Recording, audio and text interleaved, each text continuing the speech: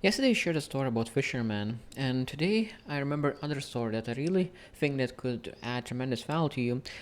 And I do remember who shared the story with me, and maybe I read somewhere, but this is a very amazing story, and it's a story about a person who was dying, and he was giving to his son a watch. And he was saying to his son before dying, said that I give you this watch, and this watch was given to me by my father. So this is your grandfather's watch, and this is 200 years old watch. Before I give this watch to you, I want you to do one thing. Go to a watchmaker and ask how much he's willing to buy this watch from me. He went with his watch to a watchmaker and asked how much he could potentially pay for it, and he said I could give you $5. Son came back to said to his father that he offered $5. Now the father said that go to coffee shop and ask people there how much people are willing to pay for it. Now he went to a coffee shop and asked people how much people are willing to pay for this old watch, and everyone said that $5. Now he came back to his father and said that everyone's offering $5 for this watch, and the last one said that could you go with the same watch to museum and ask how much they are willing to pay for this watch.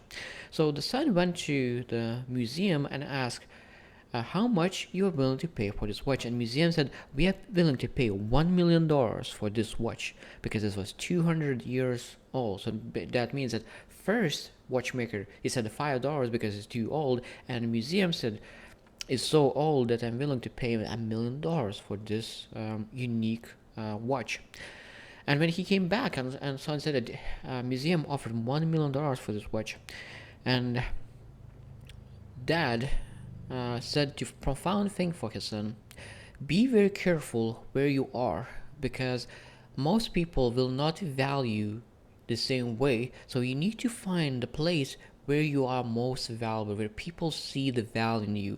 Because as same as this watch, different people eyes see different value in it. The same way people will look at you, they will see different value in you. So you need to be very careful where you put yourself.